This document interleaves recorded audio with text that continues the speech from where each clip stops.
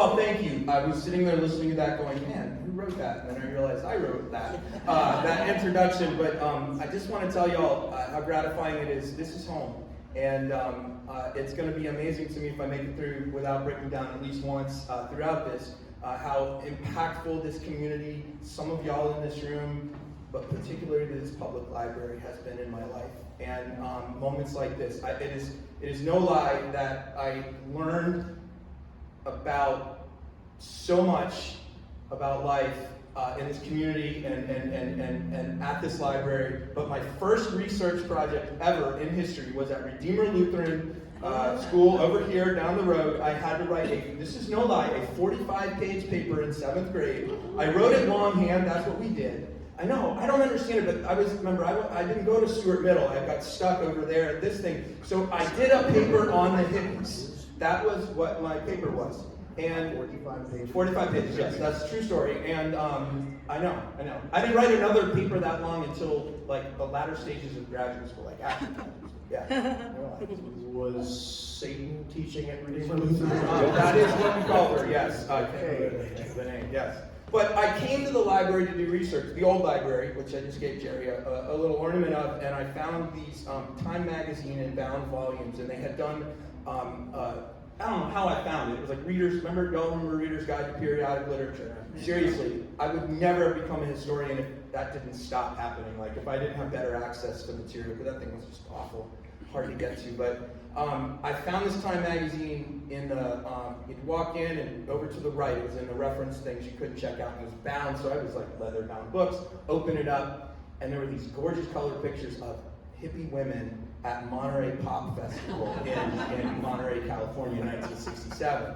And then there was, hippies in their glorious resplendence. Y'all remember Time magazine was in color, full color, so you were looking at it, and it was just the most amazing thing. And then I was listening to Jimi Hendrix records, trying to play it on this piece of junk. So this is my very first guitar, and I'm maybe going to play a song at the end of the day with this, just out of an honor of all that. But that was where all of this started. In this, not this branch of this library, but in this particular library. And I want to go back to the folks who are here.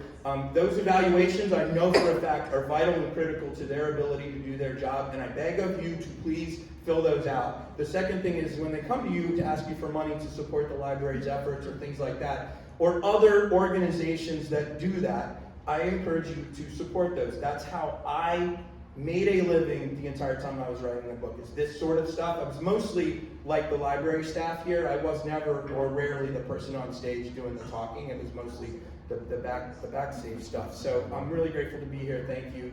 And I want to introduce, so one of my favorite things to do with this whole, I've done now I've actually done about 6 months of book tours now.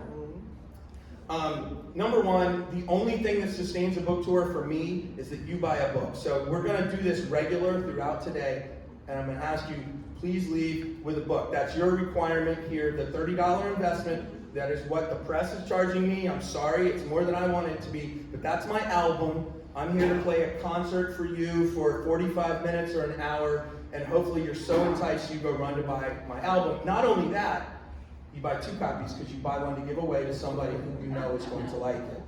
And I say that for all the laughter we can all do and everything like that. But this is true. This is how I stay on the road. These guys were very nice to give me a little bit of money for my time, and then to get me from here to Naples and then back home eventually. This is my meal money and everything else. So I'm begging, but I'm not really begging. I'm going to try to do a funnier sell than that. It's very awkward to sell your art. If anybody's done it, it's really awkward. Okay, then the second thing is, the best part about this, the unending conversation. The unending conversation is a concept I learned in graduate school, and it is the idea that we are part of a long conversation that is going on well before we jump in the conversation and well after we leave. And our job, especially for those of us who study the humanities in grad school, is to communicate in that flow without disrupting it, and to continue the conversation going, because that's the point of the public humanities.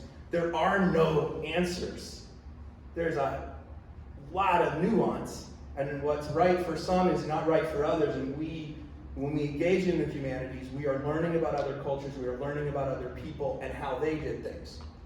And so the unending conversation is also what the Allman Brothers music is to me. It is improvisational. It is played live in front of an audience, usually performed, actually not usually, performed one time live, that's it. Once it's gone, it's over. They played rock music like jazz. I call it in the book, the term is jazz impulse. Well, conversation is jazz. And the Allman Brothers, I say, are the ultimate conversationalists in rock music. If you listen to them as much as I have listened to them in my life, and you haven't and won't, I'm sure, but even if you listen to just a little bit, there are 6 musicians on stage who are constantly pushing and pulling and talking to each other. It's a team. And the point guard is Duane Allman, and we'll talk a lot more about that. But that's the band, and that's how I want my talks to go. So I invited my dear friend, Lenz Brannon, who I have known, I think, since 8th grade, since I went over to Stuart Middle, back again. I went to Stuart Middle either. Okay, so then it would have been 9th grade.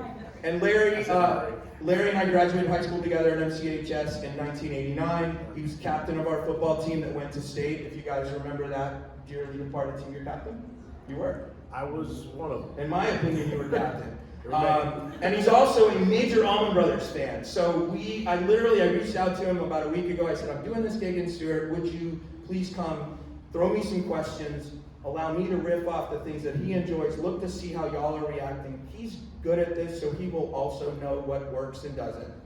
And again, the whole job is by the time we're done, you guys line up back there and help me get to my next destination. So I'm also going to play a song when we're done, just to give a little slight example for y'all, just because it's fun. So I'm going to turn it over to you, Larry. Let you get started. Man, you're doing great. I just want to let you go. Yeah, I'm out. I think you've done this before. A couple times. I've spent a lot of time with a microphone in my hand, but it was usually in spandex underwear inciting riots and crowds. So I'm not going to do that tonight. It's been a while. Larry was a drag queen. I was a pro wrestler for about 20 years. Wait till you see my book. I'm going to have to be dead when I write it because I end up divorced and I have a bunch of guys trying to kill me, so it'll be bad. But, Bob, I appreciate you inviting me to do this. This is fantastic. And for me, having known Bob all these years, when I knew Bob, at the very beginning we met, high school freshman year, Bob was more of a punk rock guy. I was. He definitely was a punk rock guy. So when I found out down the road, we actually were at UCF together for a while. Yep. And Bob was in a different fraternity than the one that I was hanging out with. We were like rivals for all kinds of things. Absolutely, always. But as years went by and I started to dial in conversation with his musical interests, Allman Brothers pops up. And that was okay. Now, for me, that was cool because I'm a guy who grew up with, my dad was a big Allman Brothers fan. I grew up listening to either the Allmans or Hendrix or the Stones or the Who nonstop as a kid. That's what I knew and that's what I loved. So I was probably an Allman guy before. Yeah, I would think so. Yeah. But boy, he went next level, to say the least. And I'm big, but he's like, hold my beer. Obviously, the first question right off the bat, okay, so you went the history route, you get the history degree, obviously you've got your doctorate, you've done all this, that's your life. What was the inspiration to write the book? Yeah. It's one thing to be a fan, but to say, I'll write a book. Yeah, the quick answer is, I read a book review that lampooned another book on this band, and I was like, it's Scott Freeman's book, by the way, just so you know. Tom and I know each other through this nerdy Allman Brother world. And it was a really bad review about this first book that had come out in 1995. And I wasn't even in graduate school at the time, but I was thinking about going to grad school, and it was like, it's a good book, but it doesn't explain the why. It doesn't put the story into context. Because history is about contingency and context, if then. And if one event doesn't happen, right, none of it ends up happening. So there's a lot of pivot points and decision points that happen. I didn't even really understand that guy's review in 1995. We were, 24 years old, 25, it might have been out the next year. But I do remember thinking, wonder if I could do that. And I'm going to say, like, you know, fast forward to where we are today, I never imagined, you know, even the path. I wrote the goal down sometime in the late 1990s. I had read this article about Emmett Smith, and it was about writing down goals. And I was like, well, I guess I need to write down goals. And it was everything like learn to play slide guitar, get a PhD, you know. And by the way, like October 22nd, the last goal, publish a book on the Allman Brothers, was checked off the list. So the idea was hearing that, but the bigger one was when I heard the band the very first time, and you know, I say this in quotes because I think the first time I knew them as the Allman Brothers, I was driving my mother's Oldsmobile Custom Cruiser in 1986. Any of y'all remember that it was as long as this this stage here, and I was stuck at the bridge. Which, by the way, it happened to me today. I'm very happy every time I come to Stuart. I drive over the bridge, hoping I'll get caught. First try today. First try. So I was driving and they were playing that song Jessica, which is a real bouncy, it's an instrumental, got a lot of piano. It's not the Duane Allman era that I know. And I remember going, oh, that sounds like the Grateful Dead. It was like 86, 87. I didn't know any music that even played music like that, but this mysterious Grateful Dead, you know? So when I finally get their records, and this is all in the preface, so I start off and I'll tell you right away, I'm extremely biased. You will read this book. I tell you my biases up front, and I do that on purpose, because you're not going to be able to read this book and be like, yeah, Bob doesn't like this band or anything. You can't. I can't separate it.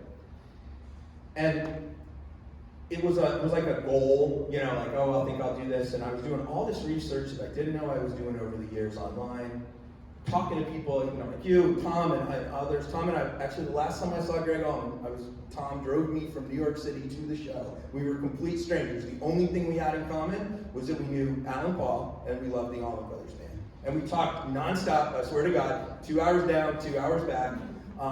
And that was information gathering for me, because Tom's actually at some big time show, big time weekend, and I was doing it, didn't even know it. And then, long story short, my mother passed away in 2012, and it was sudden. And at that point, you've lost your dad, I know, and others of us have, you know, you lose a parent, you're like, okay, what am I doing here? What's the purpose? Blah, blah, blah. And so that was when I started grad school. And I told my advisor, I want to do a book on the Allman Brothers. So it was like, that was the goal. I didn't know what that book was going to look like.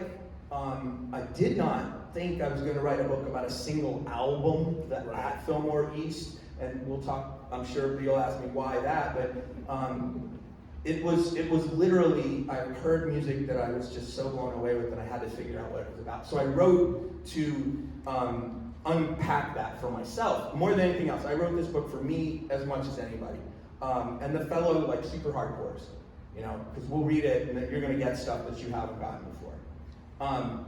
I think it was an exercise that I set my mind to at some point. And my first book was on the Florida Highwaymen, and I actually gave a talk at here in town for that years ago. I never thought I was going to write more than one book. I'm at 4 now, and then people are going, what's your next one? I'm going, I mean, this is a 25-year journey here. I don't know. One of the things, you mentioned the Highwaymen book. Right, so the Highwaymen book, that's a book that, from a historian's perspective, you know, you get into that, and it's something obviously you're not going to write if you don't have an interest and you know, a passion for what their work was, their artwork and all that. But that's probably not difficult to be objective on. I mean, you could probably look at that and say, yeah, I like their artwork, I'm interested, but I can have objectivity here, good, bad, and in between. Yeah. How difficult was that for you as a mega fan to do with this book? No, I mean, it was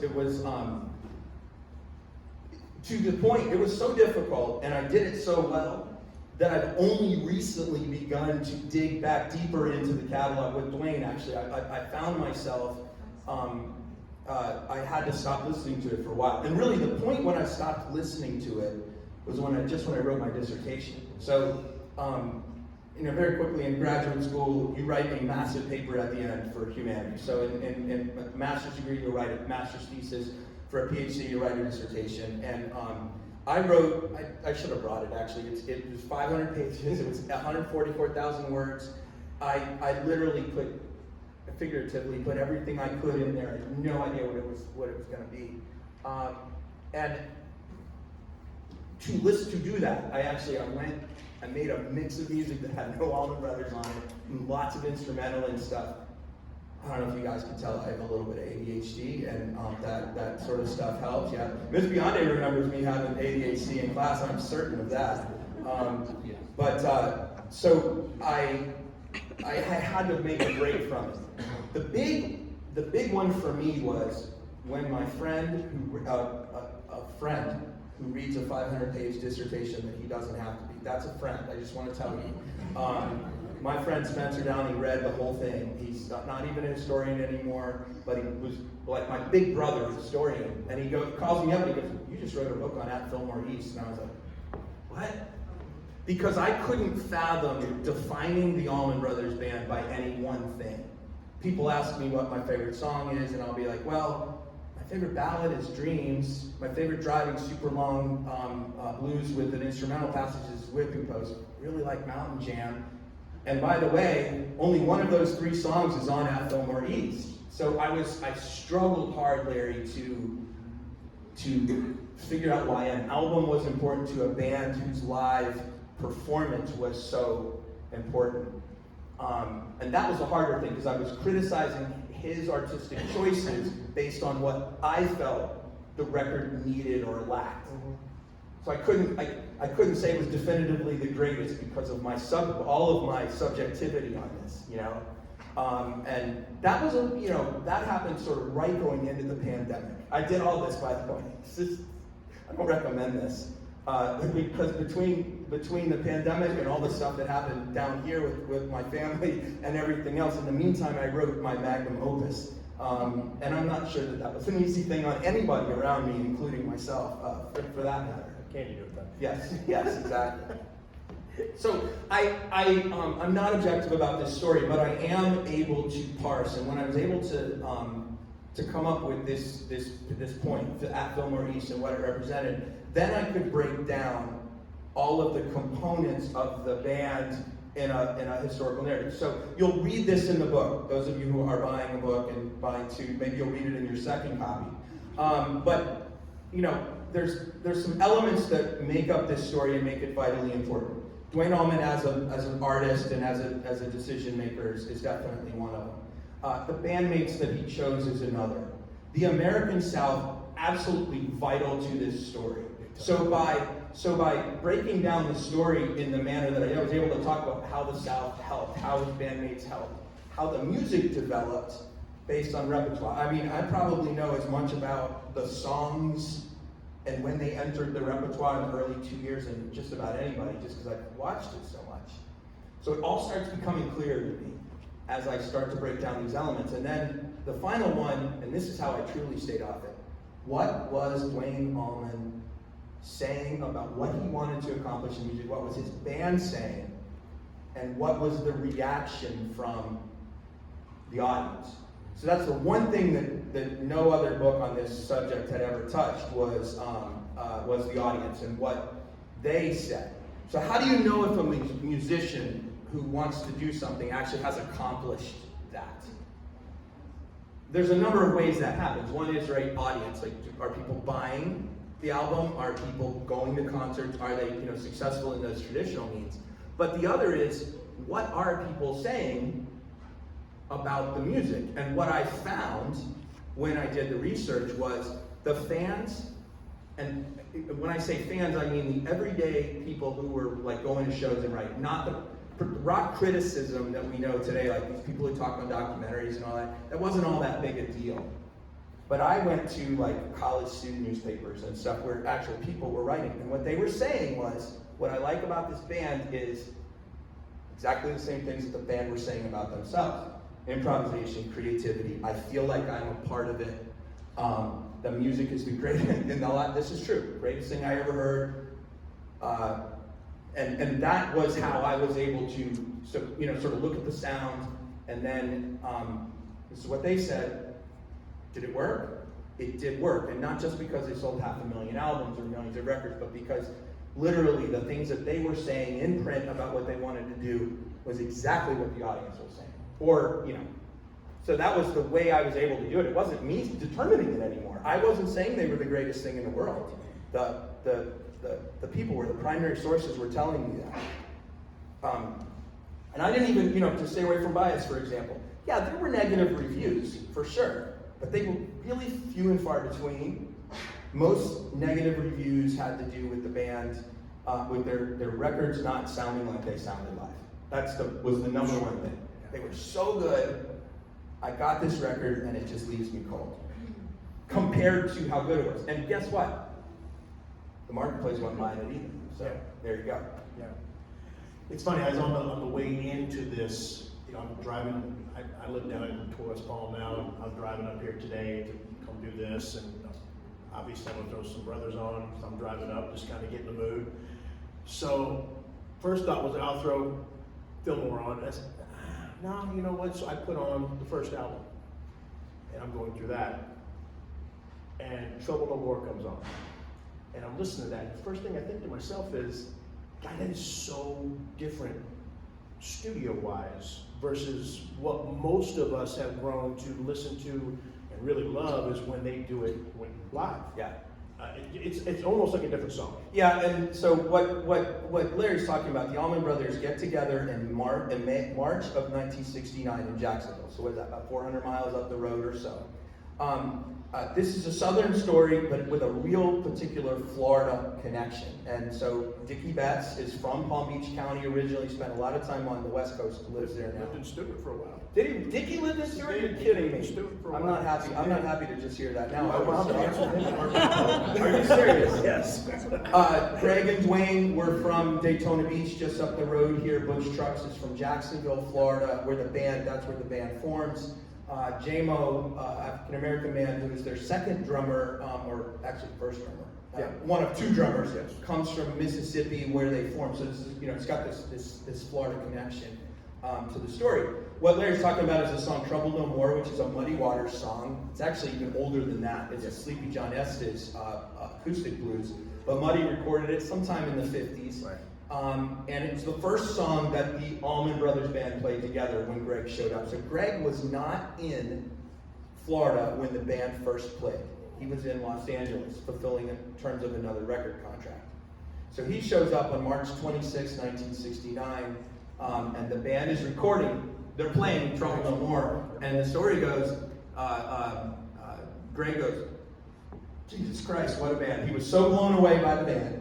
He's like, I can't cut this. And Duane called him a name. And the irony of the story, though, I'll say, is they play this song, and again, you got to listen to it to sort of hear what we're talking about. But it's a blues song, standard blues song, sped up, got some energy to it. They recorded a demo in April of '69 that sounds similar to the one you were talking about. August of '69, they recorded their first record. That's the version Larry's talking about. That record does not sell it barely hits 50,000 copies. And it's really good if you listen to it after you get to Fillmore and back because you can hear how it works. I can understand why it didn't work. Sure. They re-record Trouble No More, the song, at Fillmore East during the same sessions where they recorded the album, and it showed up on Eat a Peach the next year. Yeah. So that's what got, I don't know if it got released as a single, but that's the one we would have heard on anything because it's a much ballsier version than the first one. The first one off the first album, there was almost like some reverb figured into his voice. It was just, the first time I heard it, I was like, what the hell was that? It was not a well-produced record, and I think they did it in 12 days. They actually, I can't find this verified. I read it somewhere and I can't find it again, but they actually trekked up. They were recording during Woodstock. Yeah. And they actually got in a car, supposedly, and headed up that way, and the traffic was too bad, and they turned around and came. They wouldn't have played Woodstock. They were an absolute unknown band, but it was recorded very quickly, sent out in the marketplace, and they were touring Road Dogs for 2 years. Yeah, and you would know that. I mean, I know it from this little stuff that I do. You would know it from wrestling. You get in the car, you play a gig, you drive all day, you play another gig, you get in the car, and it's and it's a grind. Man. Yeah, it's a grind, and you're building audiences, and that's exactly what they did. That's the only way they were able to sustain it and make a living, and they barely made a living. Yeah. Now, one of the things I loved in reading the book, and again, as a big fan, and I'm a history guy as well, I had a decent understanding of kind of the early dynamics of the band when Duane was still alive. I think a lot of people, because of how long the band lasted after Duane died, I mean, keep in mind, 43 years after he died, they stayed on the road. Yeah, I mean, and what I love about reading in the book, and I want you to elaborate on this in just a minute, but it's very, very clear in digging into the history of the band and interviews with the guys and recollections of the guys and just the direction of the band. That's Duane's band. Yeah. That is Duane's band. But keep in mind, they had 2 albums and Fillmore. And well, Peach was most of Peach had Duane on it. That was all pretty much done before he had passed. But for such a short span of time, I think a lot of people tend to think Allman Brothers, Gregg was always there. It's easy as a fan who doesn't know the background to think Gregg Allman's band. Yeah. If you don't know the origins. That's you ready for me to answer that? Yeah, set it up. So that's a really good point. So Gregg, it's the Allman Brothers Band, right? There were 2 brothers in the band. Duane was the founder, as Larry said. I'm going to set it up real quick. In October of 1968, Duane records on Wilson Pickett's Hey Jude. Does anybody remember when that song was a hit, Hey Jude? Wilson Pickett's version? I see some nodding heads. Muscle Shoals. He recorded it at Muscle Shoals, and that was really Duane. Duane had quit his band in LA, had come home in a huff to Florida, then Muscle Shoals. He had no prospects. He didn't sing. He didn't write music. He was a great guitar player. That was it. And he comes back and he finds a gig he ends up at Muscle Shoals and he records this Hey Jude. If you haven't listened to it, y'all, I'd strongly encourage it. It is it's incendiary. It really is. That solo just cracks out of the speakers. And he basically got a contract. He could do anything he wanted.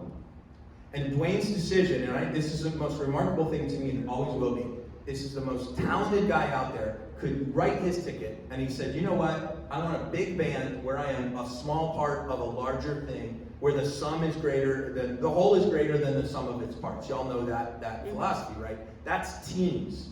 Okay, so what I learned from music, because I was not the athlete that Larry Lenz Brannon is. I learned very quickly where I stood in the hierarchy of high school sports. The one year I played football and got my butt kicked. Larry kicked my butt. It was Henry Haston that really got me. And Henry went off to play at UF. Lewis Gibson. But anyway, so music was my way to sort of do that, because I can play music. I can play music and communicate with other people that way. And that's what they're doing. And I was like, woo, that is really cool stuff. And he did it. He's like a point guard. I think about that a lot. Derek Trucks today on his, if you ever watch Tedeschi Trucks, even when Derek Trucks isn't soloing, everybody's watching that guy, and I'm at the whole band, because it's all revolving around him. And a great point guard. We grew up with Magic Johnson, right, as one of the greats. Today I suppose it's Steph Curry. These guys who can score, but they're also always involved in the whole game, and everybody's involved, and that's what they did. So he takes 5 folks, including his brother, Gregg. The irony is Gregg was the last person to join the band. That's the really funny thing. Mm-hmm. And then once Duane dies, there are no more Allman Brothers. There is one Allman in the band and a bunch of friends. And their motif, Allman Brothers Band. We call them Allman Brothers, but it's the Allman Brothers Band. Back to Larry's point. Sorry. Duane had this choice. He forms this band, and he spends 2.5 years in the band, really working hard. They played a lot of concerts. They record at Fillmore East in March of 1971. They're about to break the band up because they hadn't sold anything. So they record at Fillmore East in 1971. The record hits in July. By October, it's gold, which means it sold 500,000 units. And it's a band who barely cracked 100,000 to that point. It hits gold. And like 3 days later, Duane Allman dies in a motorcycle accident. And it's the most, so rock and roll, right, to die young in a motorcycle accident, right? Right as the whole dang rocket is taking off. He apparently tells one of the band's intimates, no more beans for breakfast. You know, we're stars now. We're gonna make some money. So it's a super tragic story to me, right? And I suppose when I encountered the story, it was one of the first things that was really interesting was like how all this greatness was just magically gone, just suddenly gone, and then what happens, you know, sort of what happens as a result of that? What happened was they go to his funeral. I have a picture, it's the last picture in the book actually. They go to his funeral and they play a performance. Not because they're trying to impress an audience, but because playing music for their fallen brother is the best thing that they know to do. I'm just going to tell you guys, I think that's one of the coolest things in the history of the world. I have stolen it. I have played at every one of my family members' funerals that I have been allowed to because it makes me feel better. It makes me feel like a part of that. I found it, I say remarkable and fascinating about this band a lot, but that particular one, I know what it's like to grieve. I know what it's like to grieve sudden loss, and to pick up your guitars and play, and then they went out on a massive tour afterwards. And it killed Barry Oakley, the second one of the founders, the bass player in the band. He dies in a motorcycle accident almost a year. It's about a year and like 10 days later, and it is 2 blocks away. Two blocks away, about 2/5 of a mile. It was about 2/10 of a mile, a fifth of a mile apart, on a parallel road in Macon. You can't make this up. The bigger piece is they used to go hang out at this cemetery in Macon, I sent you to, called Rose Hill, one of the most beautiful spots in North America. And if you know the song In Memory of Elizabeth Reed, that's where that title comes from. They used to go to that cemetery. How many youngins are in here? We're good. Eat mushrooms and go to the cemetery and write music and hang out. And Duane and Barry are buried next to each other and have been since 1972 in that cemetery. Gregg is buried there now, Butch Trucks is buried there, and there are spots for all 6 of the original members. Back to your question. That was one thing going into this that was a real, I knew, what is it about Duane Allman? What is it about this original band? Because the band, all of them, throughout their history, all talk about him, and they talk about what he taught them, and the fact that they tried repeatedly to stick, it wasn't a formula, right? That sounds worse, but to stick to the script that he set about improvisational playing, creativity, in front of an audience, being sympathetic and empathetic to people in your band. Part of the reason Dickie Betts left their employ, or they split ways with Dickie Betts, and they kept, every time they get back together, original band was always out. In the 80s, when they got back together, 89, when we would have been following them, that was the thing they said, and that's when I jumped on the bus. Yeah. So what was it? Again, 45-year band, 45-year career, Rock and Roll Hall of Fame, all the accolades you can name, and their founder was only there for the less than 3 years of those 45-year career. Gregg did lead that band until the end. Truly, I don't think it's debatable. The case could be made that after Duane passed, it's the Allman Brothers Band, and Gregg's there, and obviously no one's ever going to mistake that voice. That voice was one of a kind, and it's Mount Rushmore. It's angels to me, but that's just me. But truly, the musical direction of that band, post Duane, that's really Dickie Betts, for the most part. Yes, I think so. So here's what's going on. So the Allman Brothers release at Fillmore East, it's a massive hit. They're in the middle of recording a follow-up, Eat a Peach, and Duane gets killed.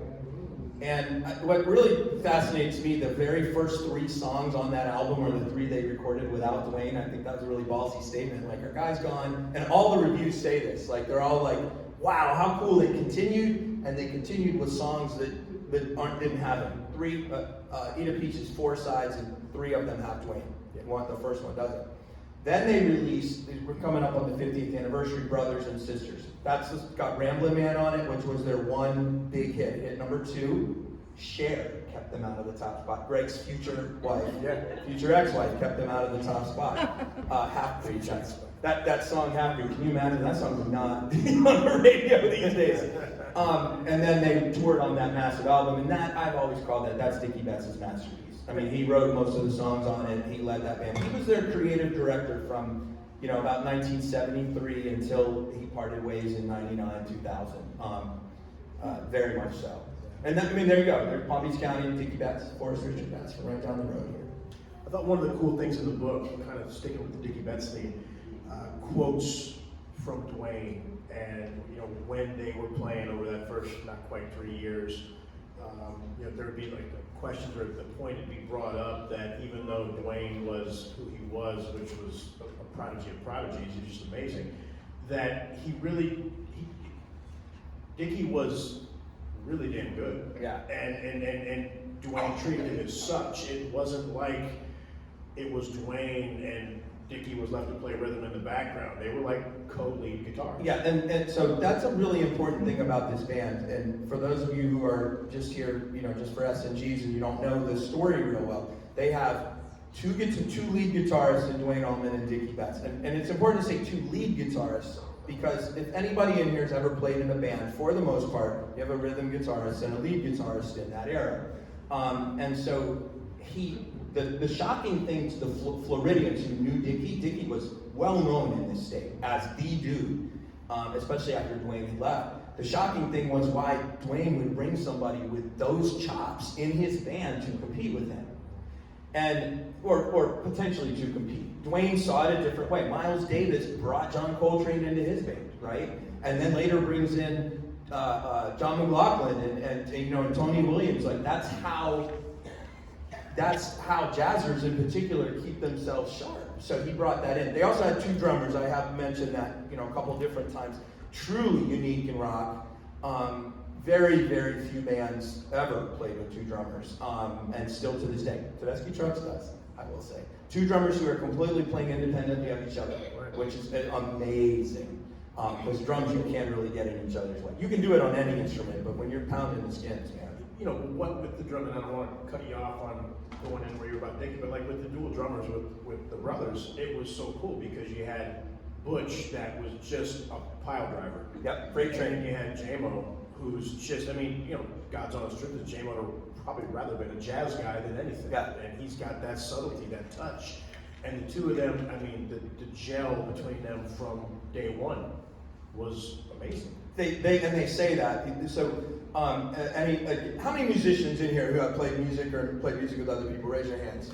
You guys know the feeling. I'm sure you've had it at some point. It's why you continue to play music. You play with other people, and everything's going right. We all remember when everything's going wrong. I know each of you does, right? Jeff Beck still was riddled with insecurity, not insecurity, but at the end of his life, the great Jeff Beck. So I'm okay with how I play now, but when you're there together with people and it works and it clicks, tell me y'all, it's truly a special feeling. And most of us have been chasing that feeling most of our lives outside of that thing, and it's really hard to recreate. It's about the right mix of people, etc.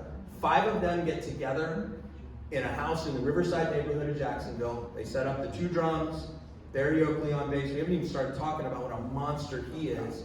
Duane and Dickie. And they have a guy named Reese Winans playing keys. He's later tours with Stevie Ray Vaughan for a long time. But they play for about 3 hours. Duane says, anyone here not going to play in my band is going to have to fight your way out. And everybody laughed, because of course everybody's going to be in the band. But 2 drummers, that's what I want to say. Jaimoe and Butch Trucks are there from the beginning, and from the very first time, it clicked. And what Larry's describing, Butch Trucks, who was spent much of the end of his life down in West Palm. He actually died in West Palm. Butch they called him the freight train. He was the in-the-pocket drummer, keep everything back to the one, and the rock solid. And then Jaimoe is the embellisher. He's the jazzer. Larry mentioned Jaimoe. Actually, when he joined the Allman Brothers, was wanting to join a jazz band. He was going to go to New York and play jazz, and then he met Duane Allman, and everything changed for him. Well, something else pretty unique about Jaimoe, and he's a great topic. Obviously, here is this very southern rock band, not a southern rock band, but a southern rock band, and we're talking late '60s, early '70s when this all got going. To say that Jaimoe the two drummers was an anomaly. Yes. One of the two drummers, being a black guy, was a real anomaly, considering where they were, the music they played, the whole 9 yards. Yeah. Talk about that a little bit. So yeah, I mean, listen, any of us who anybody's read anything, right? You know what the 50s and 60s were like, whether you lived in the South or you didn't.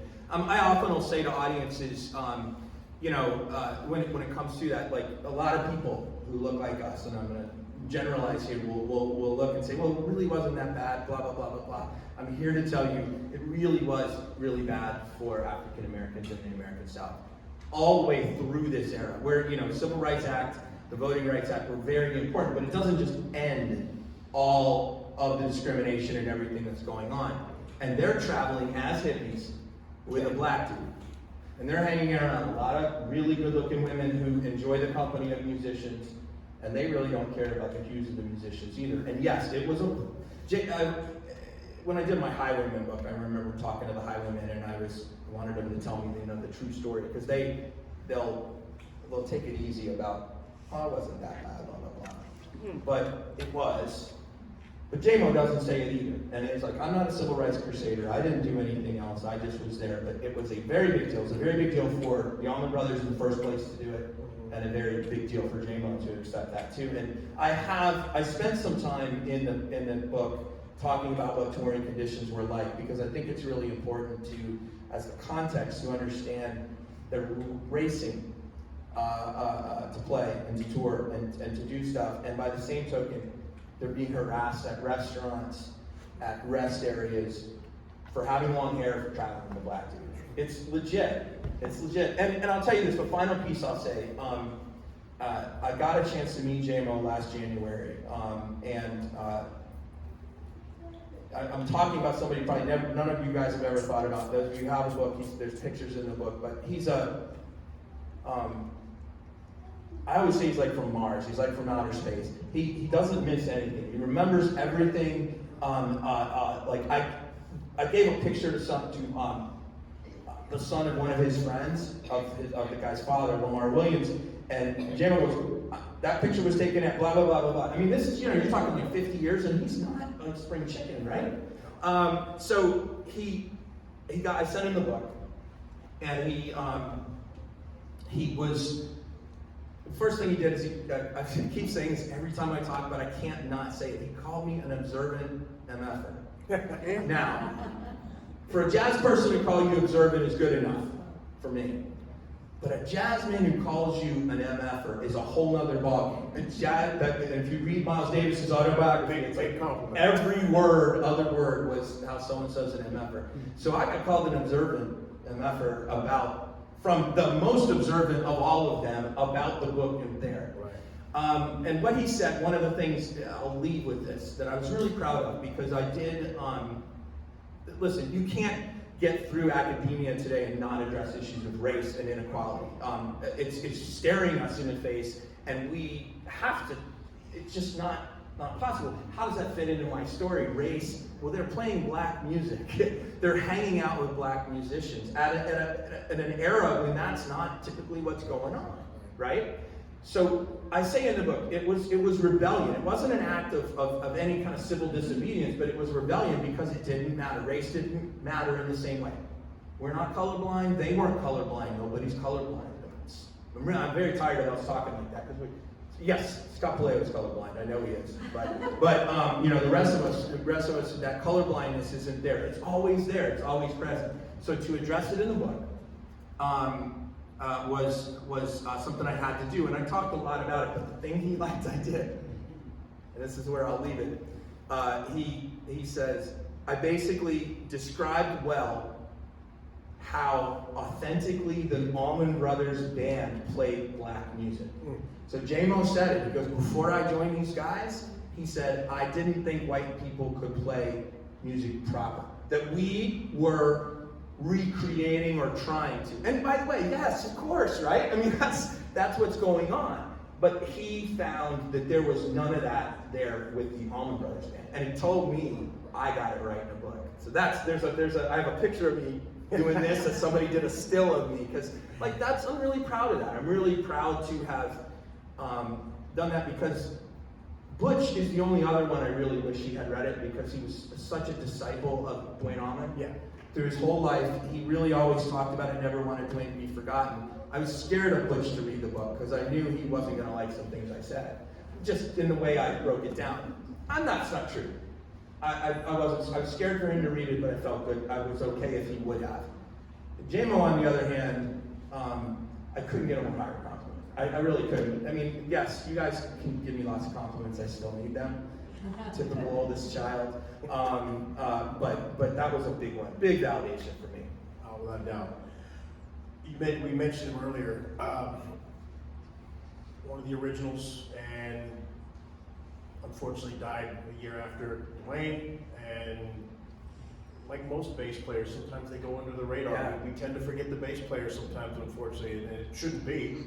Should absolutely. I mean, again, on my way up today, I'm listening, and first thing I played was One Way Out off of Fillmore, and just that band, boom, boom, boom, boom, boom, boom, boom, that bass line going in, and it just, I love it. I eat it up. I've always just, Barry Oakley's bass was incredible, and people forget. And you point out the book.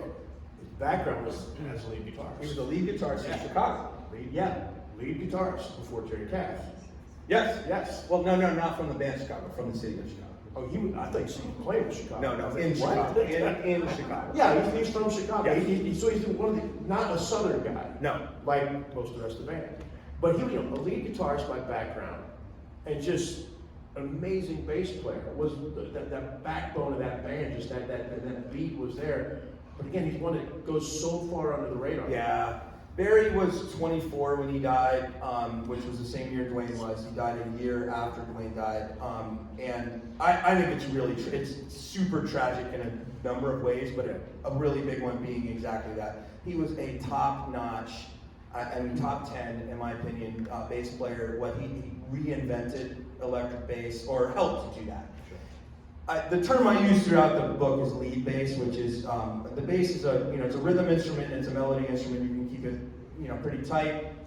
If you listen at Fillmore East, he really doesn't make the same pass twice, rarely makes the same pass twice.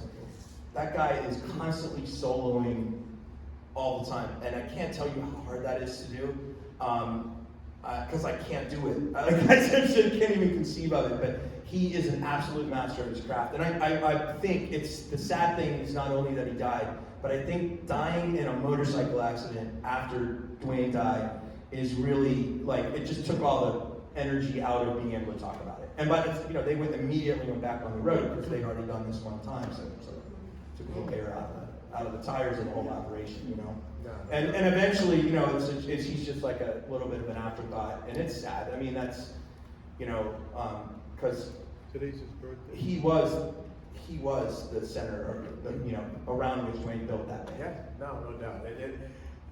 That's the, unfortunately, so many great bands, that's kind of the fate of the bass player. You tend to be, you're in the background, you tend to be a little bit obscure compared to the rest You of see the that Daisy Jones and the Six thing on Netflix? Anybody seen that movie yet? That bass player's mad the entire time. He's pissed off because he doesn't have enough attention because he's standing in the background. Well, I mean, John Paul Jones, to this day, if you hear from him at all, it's some snarky comment about, hey, thanks for calling me. Yeah. Patron plant, call me, please. So now we get to the main topic at hand, which is, all right, you made the point about the first two albums didn't sell very well. They didn't really put a scratch. They weren't making money. They go to Fillmore. What about the Fillmore concerts? What made this album so great? Yeah. What So made this happen? let's break it down just a little bit. The album has 7 songs on it. It is a double album. There's a lot of quality and low quantity in terms of number of songs. The band, what essentially it was they were going to break the band up. They were not making money. The record company was tired of dumping money into them, and what their decision was our final choice here, going for broke, is to record the album live in front of an audience. Really, the most important audience in rock. New York, the Fillmore East was not a large venue, so I'm not going to say it's the biggest stage, right? That's something bigger. But it was the most important venue in rock. And they played 6 shows over the weekend. They recorded 4 of them, 2 on Friday, 2 on Saturday. They started the weekend as the middle band on the slot. Johnny Winter was closing. And this is in the book, but after the first set on Thursday night, after the Allman Brothers played and then Johnny Winter played, the crowd was so hyped for the Allman Brothers. Johnny Winter's manager said, "We're switching. We can't follow the Allman Brothers." And so that's how peak they were, you know.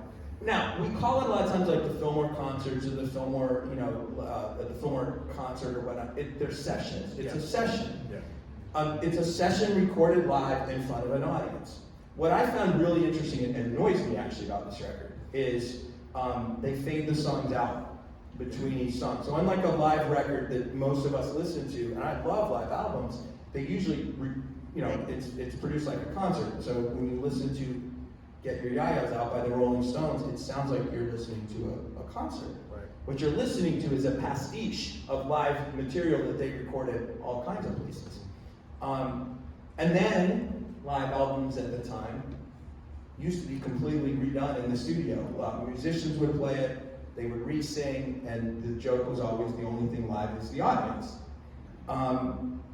This is not the case with that Fillmore East. That every note on that record, there's not a single overdub on that record. They did no patching. They didn't re-record vocals in post-production, all these things that we do.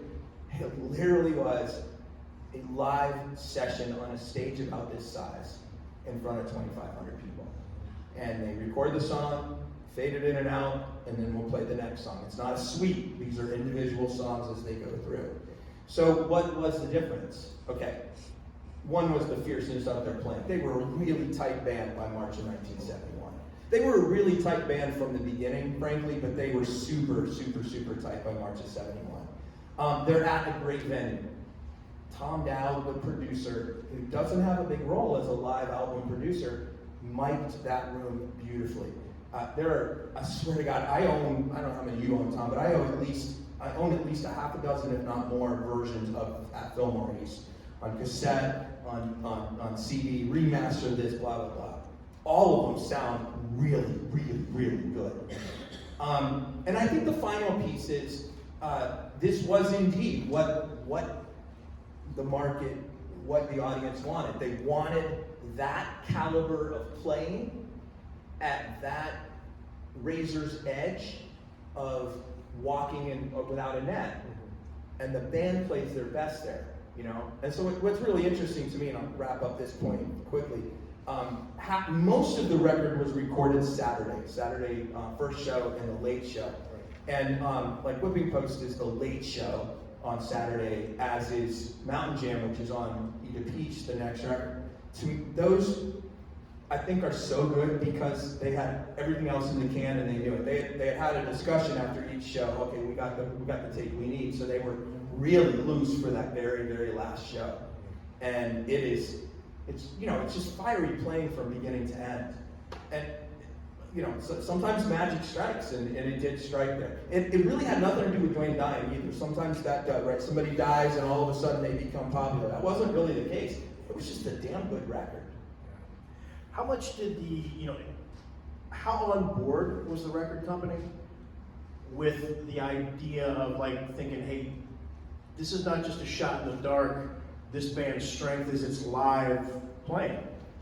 How much did that affect, or was that more the band saying, this is where we're best, so let's go here, or was it the company saying, let's try it? It was a little bit of both. Yeah, it was a little bit of both. But I don't think that they originally intended to release a double album. I really don't. And there was discussion about that, how much to put on the record. Phil Walden was their record company in Macon. It was a partnership with Atlantic Records in New York City. And so they were pushing back a little bit on that. Atlantic was, because of the expense of a double record. But no, I mean, the record company was on board. They were absolutely on board with it. Do you think the mood with the guys going into that, I mean, did they know, like, hey man, this is kind of our Hail Mary here. We for sure. This happen. If this doesn't fly, we're done. It was an all or nothing. They knew it. And there's a lot of music that's been released from that year. It's all the same set. because they were recording, they were rehearsing the record, then they're playing the record, and then they're playing the hit record at the end. So, you know, they knew what was what. They knew what was what. Talk a little bit about the relationship between Gregg and Duane. They're brothers, a little bit apart age-wise, but They're like a year and like 13 days apart or something. They're Irish twins. Duane was the big brother. The story, I don't know if it's in this book, but it's in everything else. Gregg's like, he was a year older than me, but he might have been 20. He might as well have been 20 years older than me. And that was one of the things with Gregg when we have some when he starts running into some problems. Duane was his kind of solid force there, and so I find it really interesting. The last two guitarists in the Allman Brothers, Warren Haynes and Derek Trucks, who spent a long time in the band, each have lost founding bandmates in their own endeavors. Warren lost Alan Woody early in Government Mule. Derek just lost Kofi Burbridge, but Gregg has been like the person that they would go talk to when that would happen. And Gregg apparently told Warren. Warren says, I keep having these dreams, and he's there, and the kind of dreams we have when we're missing people. And Gregg goes, yeah, that will never go away. So he always carried that, through 7 marriages and a bunch of children and several bankruptcies and everything else.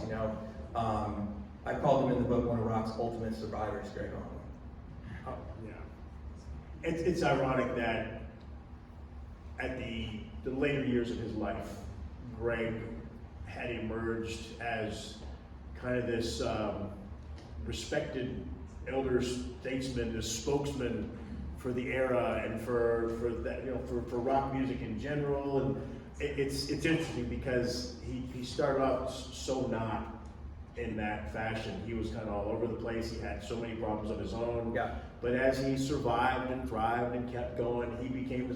What struck me was I remember toward the end, he did a sit down, like a lengthy interview with Dan Rather. Yeah. Dan Rather came and did this interview with Gregg at his home. It's really good. Oh, it's so cool. But I'm sitting there watching this. I mean, this is surreal. This is Gregg Allman here, and he's got Dan Rather at his house, and they're doing this thing together. And it was to me, I just like you see that right with a lot of rock and rollers have kind of aged into this, into that sort of elder statesman role. I mean, it's all new, right? Like aging into rock and roll, and many of you in here that were, of the early rock and roll generation, it too, right? Like aging into it, like how do you do this? Nobody expected Mick Jagger to be up there dancing around at 70-something years, 80 or something. How old is that guy? And I don't fault him for it at all. I just know, man, when my grandparents were 80, like I couldn't see them dancing on stage to Jumpin' Jack Flat.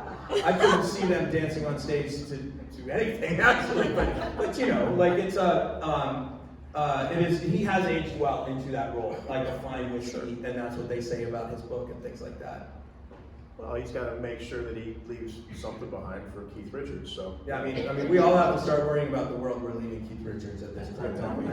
And Willie Nelson. We were going to have to tell him where was I talking about the 4-story building limit? Yeah, there we go. We're doing that for Willie. Should we ask questions? Anybody have questions? You guys have been so damn patient. Take a couple, and then I don't want to keep everybody. I also want to sell books. Remember, the requirement is 2, and they've got some of you guys are going to win books too. So we'll do that. All right. So I'm going to do this gentleman first, and we'll go to the gentleman in the. I was going to say the gentleman in the aqua shirt, but there's about 6 of you in here in that same color shirt. So I guess it's the style. Yes, sir. Can you give some information on how these guys found each other? Where did they come from? Great question. Okay, so this is all chapter 7 gives that's my pivot point in the book because that's when everybody comes together. Duane and Gregg obviously are brothers. They start out in a group called the Allman Joys, take to the road, fail an audition in Nashville. They fail an audition in New York. Actually, other way around. New York, then Nashville. Go to LA. Are in a band called Hourglass. No success, kind of middling stuff. Duane comes back to the South. Vital. Duane, the South. The South is a through line in this book. He comes back to Florida. In the meantime, he and Dickie Betts had crossed paths in Florida. They had nightclub bands. They did things. It didn't go well, actually. They did not get along when they first met. Shocking. Dickie is living in Jacksonville with Barry Oakley, and they're in a band called The Second Coming, and that's because Barry resembles Jesus. If you look at the back cover of their first album, he's actually posing like that too. And Duane meets Dickie in Jacksonville. Duane meets Barry in 1968 in Jacksonville, and they strike up a conversation and friendship. And Duane immediately starts trying to recruit him to join his band. Barry is in a band with Dickie and doesn't want to leave without Dickie. In the meantime, Jaimoe, who had played behind Percy Sledge and Joe Tex, and also for a time Otis Redding, has connections to Macon, where Phil Walden is set up, their manager. Duane has a contract with Phil Walden. Jaimoe comes to meet him, and they strike off a friendship at Muscle Shoals. He says the greatest music he ever played in his life. And Duane says, wait till you hear this guy Barry Oakley come over. So Barry come over from Jacksonville to Muscle Shoals, and they play. Eventually, Duane quits Muscle Shoals, goes back to Jacksonville, and they quickly scoop up Dickie Betts. They've already got Jaimoe. And then March 23rd, 1969, they have this famous jam with Butch Trucks, who they have known from the Florida touring circuit for a number of years. Butch had been in bands, actually was released a number of singles over the years with his other bands. So it was serendipity, except they had really all been in contact, really, except for Jaimoe. He was the one that wasn't part of that circle. So that's how they came together. It was really, Duane was looking for band members. He was being supported by Phil Walden in that process to do that, and he found them in Jacksonville. Yes, sir. Slide guitar. Yeah, so slide guitar had been around for decades, and back to country music, mountain music, you name it. But he took it to another level.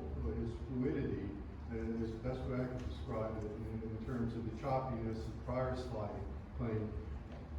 Who influenced it? So Duane Allman has a slide guitar. So the number one thing is, Muddy Waters played slide guitar, Elmore James played slide guitar. What he's talking about, it is a little bit more of a rougher sound than Duane played, very precise. The first slide he heard that intrigued him that I can think of is Beck's Bolero. Jeff Beck sung Beck's Bolero. Jeff Beck played a lot more slide than I realized. I've been looking at that lately. But the one that always says inspired Duane to pick up slide was Statesboro Blues by Taj Mahal. And that was with Jesse Ed Davis playing slide. That was literally why Duane picked up the slide to play. And it was simply something different. And he mastered it really relatively quickly. The idea of a slide, I'm not going to demonstrate it because I don't play slide in public, but you put a bottle or a piece of glass on your finger and you slide it up. If you listen to the Allman Brothers Statesboro Blues, that's the riff that they play. His influences, ironically enough, were harmonica players and saxophone players on slide. And if you listen, he sounds like an overdriven harmonica sometimes as he's bending notes and sliding in there. If I could have a quick follow-on. Derek Trucks Duane Allman had died by the time Derek Trucks came. 10 years beforehand. So Derek Trucks is actually Butch's nephew. Sometimes people will say it's his son, but it's Butch's nephew. He started out as a 9-year-old absolute slide guitar phenom.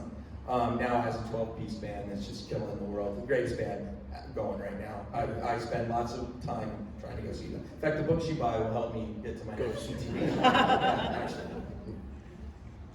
Well, okay, so we'll wrap up formal portion if that's cool. David walked out, so I think I'm gonna pass on playing something. They're gonna come up here for this. I'll say this is my first guitar. My mother bought this for me in, I think it was 1982. I was always super embarrassed by this guitar because it's such a piece of crap. And I decided this year that I'm gonna reclaim this ugly thing as where I began. So it's here. I was going to do something with a friend of my brother's just in honor of my family who's not here. And I think just timing wise, I want to make sure you guys got books. So I'm going to get back there so you don't get out of there. Do y'all want me to pick those now? The thing, or are you picking them? Yeah, sure. You want to do the raffle now? Yeah, that's what happy. And I'll go. Why don't I go to the back and do it? Then I'll be ready to sell books. Yeah, get your tickets out. This is your chance. That was great for you guys.